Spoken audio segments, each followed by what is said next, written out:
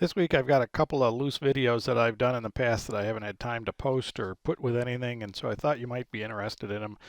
I got a Aliner hint for something that I've got that seems like a water leak, but it's not. And I've got some local history things that are kind of nice.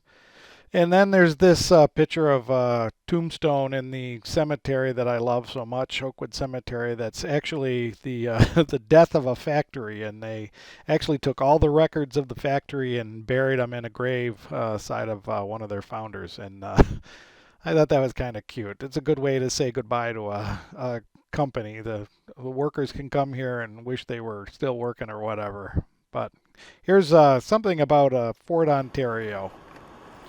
I decided I wanted to tell you a little about Fort Ontario. It's a fort about 10 miles from my office, and I don't get to go there very often, and stuff that's nearby often gets ignored. But originally it was a stockade fort in the Revolutionary War, and it was traded back and forth between the British, and then it was built into a pretty big fort around 1839. It's a star-shaped fort, and it really is a unique piece of construction. It's fallen on some bad times in recent years because the wood siding there is repairs to damage that has happened from storms and winter and stuff like that. But this is a unique fort. It's the only place in the United States that there were Holocaust refugees that were housed. And there's a memorial out in an open field where I think there must have been graves for people, but they were refugees in the facility, and they were held in limbo until 1946 when they finally got citizenship. But it's a nice little reminder of what life was like way back then. The last destruction of the fort in a war was in 1839, and then the U.S. decided to rebuild it to protect against the British, and they continued to rebuild it through the U.S. Civil War in 1861. During this time, they built all sorts of things inside and around under the earthworks, and you can't get in there anymore because it's not safe because of the way they built it. It wasn't to code, of course. But the entrances into the fort is this one tiny little hole that and it's got plaques and stuff. It's pretty nice. But even through the 1900s, 1903, the fort expanded, and in 1941 there were 125 buildings around the fort, which was why it made such a great refugee camp. With such a large facility and so many buildings, it was also used, of course, to house U.S. veterans from the Second World War and their families until about 1949. Today, Fort Ontario is open to the public as a state historic site. It's $4 to get in. But with budget woes and the current governor's attitude towards historic places, he's called for it to be closed and possibly mothballed, which would be terrible.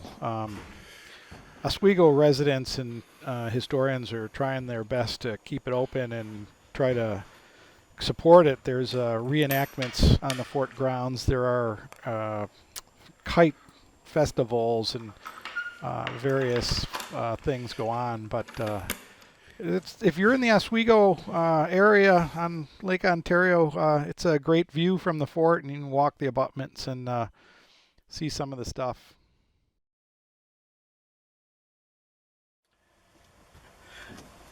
Hey folks, hey, just a quick hint I wanted to give you about the A-liner. We just got back from a Vermont trip, and I'm taking all the stuff out of the trailer and setting it up so it can dry out. And one of the things I noticed is that the sink that travels, my sink travels, I keep washcloths and towels in here, and of course this goes down. And I have this cutting board that goes in there, so it stays like that. But something I just realized, I guess, is that this spring, when I opened the trailer up, all these towels were molded because they were wet. And I noticed they're wet now, and they weren't used on the camping trip. We didn't do any dishes because we ate out all the time. This thing is full of water, and it drips when you put it down like this. So if you notice that you've got things in there, make sure you don't leave a lot of wet stuff in here because they'll mold and get gross. I thought that was interesting. I wondered why my stuff was always all wet. And it's because that little handle holds water. It holds this much water. Alright? Just in case you didn't know that.